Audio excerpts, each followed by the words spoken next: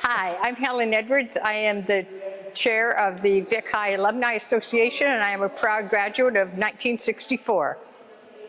Okay, why are you here today? I am here because we are celebrating Vic High, and it started in a little log cabin on the grounds of what is now Central Middle School. 2 more buildings were built there, and then this brick building on Grant Street was built in 1914, and we're here now.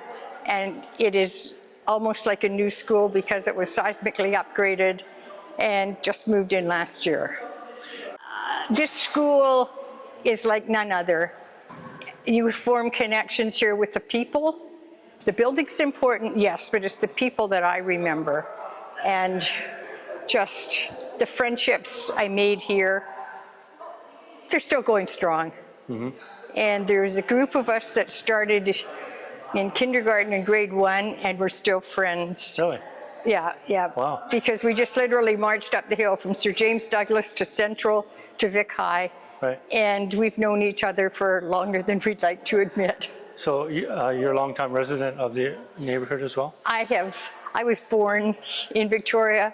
I've lived in the same neighborhood virtually all my life.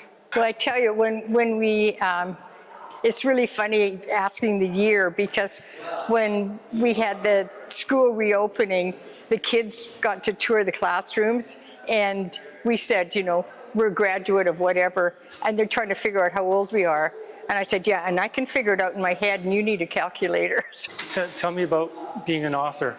Oh, that is the job I was put on earth to do, and I didn't discover it until COVID, really. Oh. I had written 2 books before COVID, but became a full-time author during COVID because I had been widowed 2 weeks before the pandemic closed everything, and suddenly I was in a house by myself, and I didn't know what I was going to do. I had written 2 books before that, one that had been launched a month before COVID hit, and I just said, what am I going to do? So that book was about my father-in-law, who was in the Canadian Navy for 38 years. So I said, okay, I'm going to do the second half of his life. So that's what I started with. And then I said, well, I've got lots more time. So I have been writing about heritage properties and the people who lived in them for 50 years. So I said, I'm going to take those and put them in a book. No, actually it turned into 2. Because I would be walking around the neighborhoods and suddenly I'd see a building I had never seen before. I might have walked by, but I never really saw it. And one of them ended up on the cover of the first book. It ended up being 2 volumes, and there's been a request for a 3rd volume, but I have to get all the other stuff done first. And then I reissued the book I did on professional hockey in Victoria, and it was launched live on Hockey Day in Canada with an interview with Ron MacLean, and he called me a Canadian national treasure. Oh. Now, nobody can ever take that away from me. That's nice. That was, and man, I just sold 100 books that day alone. And then we had the Cougar Centennial a year later, sold another 100, and I've sold out of those. I had to order some more. And then I'm one of the owners of the Victoria Hurricanes baseball team. So we were coming up to a 10-year anniversary, so they said, you're an author, you can write our story. So I did. I am one of the owners, you've got it. Oh, how does that come about? Well, I inherited some money when my husband died, and it was COVID, and we needed to keep the operations going. So I said, do you need anybody to come in as an owner? And they actually brought in more than me. I think it was 4 new owners, and that got us through COVID. And it's one of the best things I ever did because it's local, and we're helping young men. And it keeps you active. And it keeps me active. Oh yeah, yeah. In another week, I'll have 4 young men living in my house. So house won't be empty. This is just on a temporary basis? Like Yeah, they just live here while they visiting play. players? Yeah. Yeah, Oh, that's nice of you.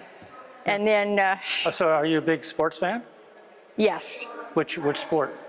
Well, I was introduced to baseball at 3 by my dad and hockey at 5. So the two of them have been toss-up, which is, it depends what season of the year it is. Right now it's baseball season, but in the winter it's all about hockey. Do you play? No, No. girls weren't allowed to play that. No, when I was young, girls can't do that, which is why it just makes me so happy that I own something. And I'm also one of the owners of a football team in Paris, France, that plays American type football. So you get to travel to Paris? yeah. Oh, that's Well, nice. who doesn't want to travel to Paris? nice thing. And this is the latest one. This is literally fresh off the press. I picked it up yesterday. And this is the last 50 years of Victoria High School. Because when we had the centennial, Peter Smith wrote a lovely book about the history and the architecture and everything. This is about the years since then, the ups and the incredible downs, because the school was threatened with closure. And it has recovered, obviously. I have written also the story of the seismic upgrade, which has made this school the best of the past with a great future. And then the last about third of it is stories that alumni sent in. So it's in their words. I did not edit them. And I don't know whether they're all true or not, but they said they were. So we put them in. And just because it's a family, I feel very strongly about that. It's not just a school. Once you've gone to Vic High, you're part of the family. And, 3 of my daughters went here, so. Tell me the story about the room with the signatures. Oh, that is the attic. Right. And that's sort of interesting because it used to be where the cadets would go up and shoot. So there's still the odd bullet in the wall, and kids would sneak up there. Now, when I was here, we weren't allowed to go up there, but some kids did. And then finally, in the 80s, school administration realized the kids were going to go up there. So why not make it a rite of passage? So now the kids go up, they're given times, they go up in a group, they go inside, and it's become part of what they do before they graduate. And I hope someday they'll let some of us get up there. Yeah, it's really cool. And, some of them are really quite funny. I'm going to be a star. Well, I don't know whether they ever were or not. But there's some famous people up there, and just because for years this was the only high school in the area, so everybody went here. And so we got a lot of famous grads, and not just, a lot of ordinary people like me too. Where's your book available? It is available right now at Monroe's Books and Russell Books, and I hope to have it available at Boland's. I have asked them. Do you sell your books online? No, Why not? because it's a hassle, and mailing a book almost costs as much as the book. So I sell over 90% of my books locally, either through bookstores or I sell them at craft fairs and markets. And I like to visit with my readers. I mean, that's really important to me, that I get to see the person who's going to read the book. And it's just fun. And yeah, I put some of my books on Amazon, but Amazon just cut me off. So I sell locally and support my local bookstores, and they support me. And at Christmas, Russell Books put a display at their front entrance of all my books, and they sold it out. And I had to deliver some more. And it's just, I think the thing is that you have to have a relationship with the people who buy for the stores, and then once you're in, and they will sell your books. And I mean, it helps to be known in the media too. Do you have book signings there at the stores? Yeah, I'll be signing today, at all our events this weekend. And I don't know if we'll have an official signing or not. Haven't figured that out yet. But I might do one at a bookstore. And how many books altogether have you published? This is number 7. And any more in the works? Yeah, I'm working on a memoir. If I could get some time to write it. Okay, you're that busy. Well, I had to, this had a deadline. Oh, okay. It had to be ready for this. And as I say, I picked it up yesterday. So. And what's the run? The run of these? I printed 500 and Okay. hopefully they all sell. And do you have a website or anything like that? Yeah, it's helenedwards.ca. Okay, so people can contact you Yep, they sure if they can. want to drop over and pick up a book? Yep. Okay, Yeah, good. I sell them out of my garage. Oh, good.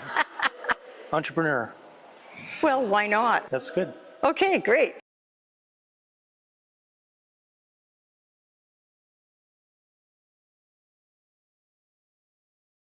I'm going to read about the war memorial, the Great War banner, because the Legion reproduced it for us because it was old and in such fragile shape. So they reproduced it for us in a size that could be hung up inside.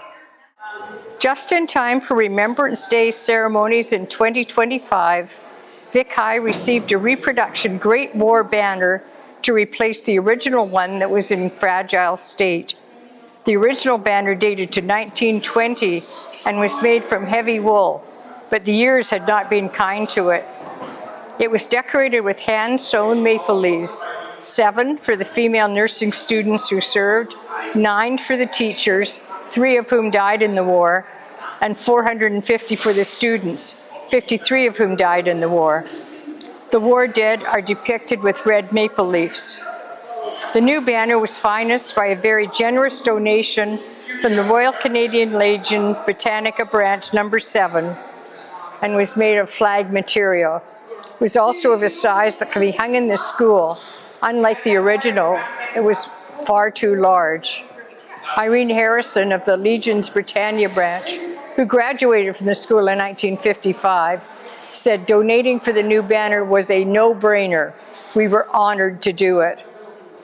While students study war in their social studies classes, this banner keeps the history relevant. Along with the plaques in the main hall that honor the war dead, this banner links the current students to the past and makes them more appreciative of the lives they now lead when they learn that their predecessors went off to war, many never to return.